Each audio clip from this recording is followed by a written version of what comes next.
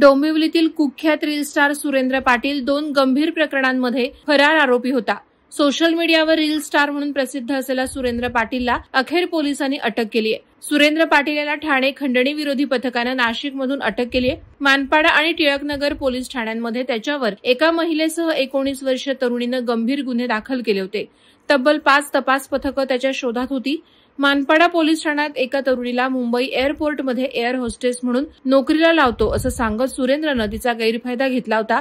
तर डोंबिवली रामनगर पोलीस ठाण्यात एका घटस्फोटित महिलेनं सुरेंद्र पाटील विरोधात अशीच तक्रार केली होती। हे 2 गुन्हे दाखल होता सुरेंद्र पाटील हा डोंबिवलीमधून फरार होता।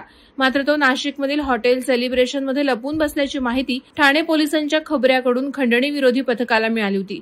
त्यानुसार सापळा रचून इंदिरानगर पोलीस ठाण्याच्या सहकार्याने त्याला दिनांक 4 एप्रिल रोजी रात्री 8 वाजता बेड्या ठोकण्यात आल्या। त्याला पुढील तपासासाठी मानपाडा पोलीस ठाण्याच्या ताब्यात दिलंय।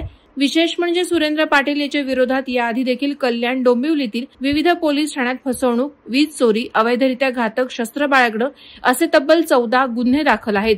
इतकेच नाही तर याआधी पोलिसांनी त्याला 1.5 वर्षांसाठी तडीपार देखील केलं होतं। मात्र तो न्यायालयामधून तडीपारी रद्द करत पुन्हा या ठिकाणी वावरत होता। सध्या त्याच्या अटकेनं पोलिसांना मोठं यश आलंय। या नराधमानं आणखी किती महिलांवर हात टाकलाय याचा तपास पोलीस करत आहेत।